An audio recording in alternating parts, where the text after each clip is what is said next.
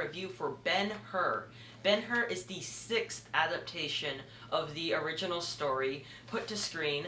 There has been one in 1907, one in 1920 something, and the most famous one in 1955, which was nominated for 11 Oscars, won 11 Oscars, and is the first movie in history ever to win 11 Oscars. After that came Titanic and Lord of the Rings: The Return of the King, but for that time Ben-Hur was groundbreaking.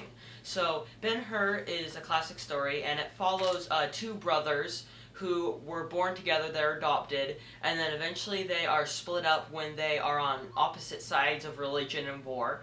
So, and then eventually they meet up again, and they are mad at each other, and they want revenge. So basically, it's an epic story, spans over many, many years, and this is one of the most famous stories ever in religion, in movies. This is a huge story. So I was interested in seeing this remake. I have not seen the original. Don't worry, I will be seeing it soon. I thought that it was at my library, but it turns out it was at another one, so they have to ship it over. So when it comes, I promise I will watch it. But sadly, that meant that I did have to see the remake before I could watch the original.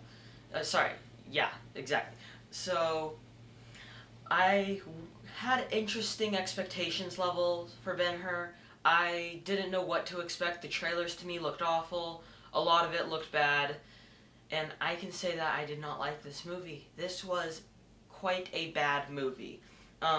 Everything in it is rushed so quickly, especially the beginning. The beginning, I mean, it just was like that, and it just went by, and then suddenly you're in this story, and even then it was a little bit rushed. It wasn't as rushed, but still it was a little bit rushed, and I had a really, really hard time with that. I hate it when movies are rushed. To me, a movie needs to take its time, it needs to slow down, it needs to know what pace it needs to have, and it needs to cooperate with that pace. And I think a lot of the issues that were in this movie were due to the direction, because another huge issue to me was the editing. It was fast, slow. It was all over the place, and I had a really hard time with that, especially when they're jumping time. They did not use that well at all. Usually, to me, oddly, whenever they jump through time, usually the font is similar to what I think of how the time is jumped. And I can just say the font that they used was not too good.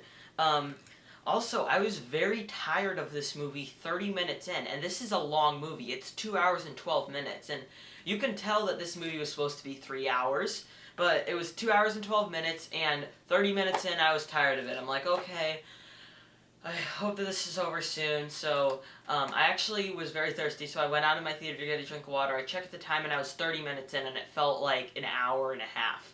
So I'm like, oh god, I'm going to have to sit through this. So I sat through it, and that is a huge issue with the movie. It's so boring. It is such a slow, boring movie.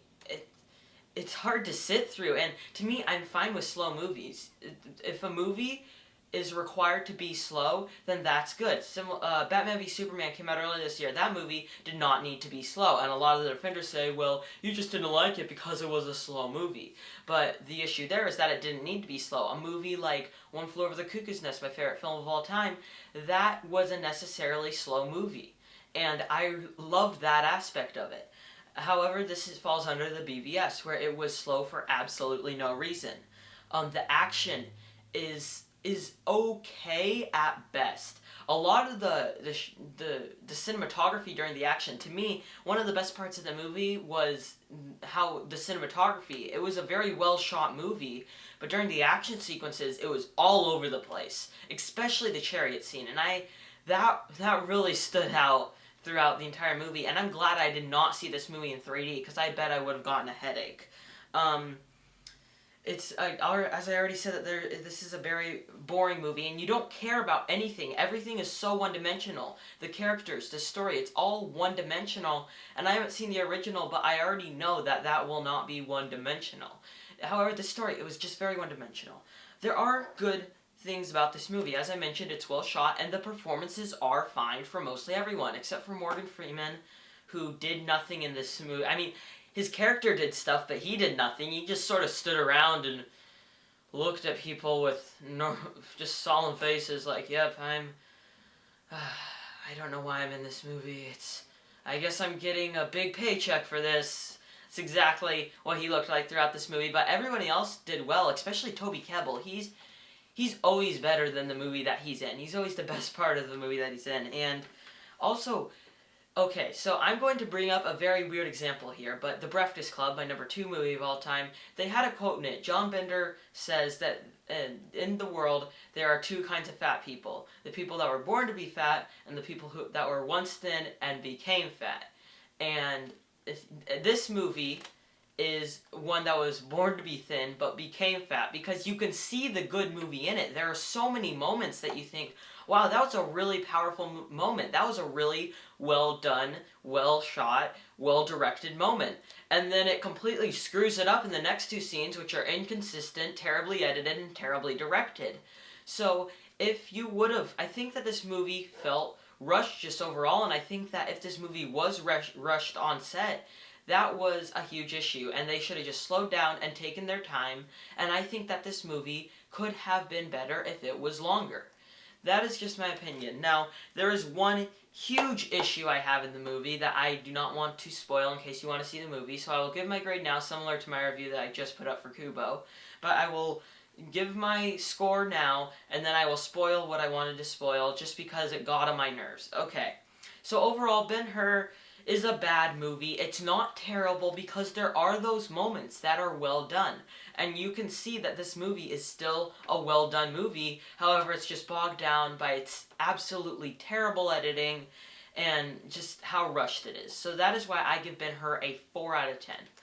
Alright, now I am going to spoil something. So if you have not seen the movie, then just click out of the review and go see the movie if you want to. I don't know why you'd want to, but for now, I'm going to spoil. Alright, so basically what happens in the ending of this movie is that it drags on for a little bit after the chariot race scene, and then, so the family that was torn apart, right? There was a family that was torn apart. I believe that the father was killed, so then it's the sister and the mom are in one area, and then the 2 brothers are rivaling, right? So then, in practically, I think, 1 minute of runtime, suddenly the family is all back together again. I'm sorry, but that is completely unrealistic. I realize one of them was doing it because he was following Jesus Christ, but none of the other ones would have. I'm sorry, I realized they were trying to have a religious tone underneath it and trying to say, oh, because he was able to forgive, but he's not the only part of the family. There's also the brother who's probably still mad at him for getting rid of his leg, and then the mother and the sister that were literally sent to hell on earth, where they were barely living and just surviving, and then suddenly they're all back together again and they're all happy. I don't know what that was about, and that was probably by far the weakest aspect of this movie. So, in this review, I feel like I came off more negative than I wanted to. This is a bad movie, but it's not a terrible, atrocious one. There are still those good moments that make it redeemable, but it's still just a bad movie, so that's why, as I previously said, my score is a 4 out of 10. Alright, that concludes my review for Ben-Hur. I am Robert Burke, and this has been The Clever Critics. Goodbye.